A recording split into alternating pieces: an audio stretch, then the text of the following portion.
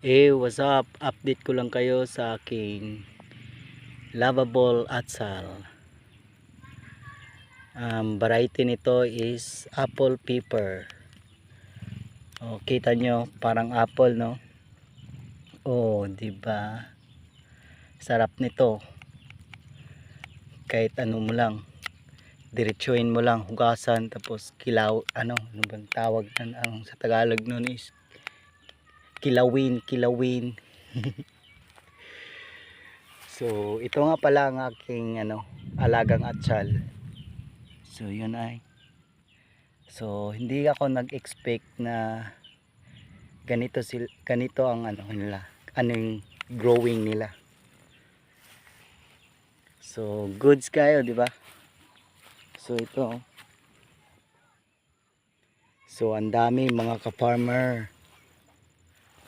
So, yan. So, para siyang apple, no? Di ba? Kaya nga tinatawag na apple pepper. Di ba? Ang dami yan mga ka-farmer, So, ito pa, Iba talaga pag alagang-alaga, no? So, lang yan, technique lang. Di ba? So, ito nga pakita ko sa inyo ang quality ng lupa namin. So, ito yung lupa namin, quality ng lupa.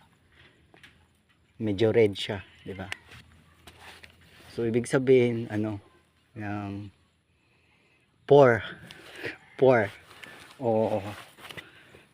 In Tagalog, mahirap. Mahirap. Yan?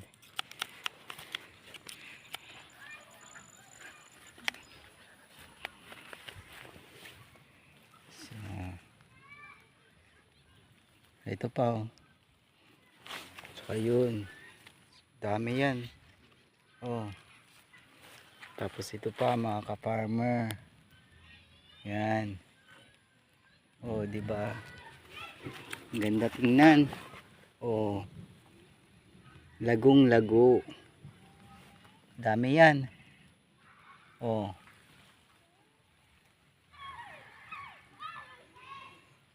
So actually konti lang tong inalagaan ko kasi minamaster ko pa. Kumbaga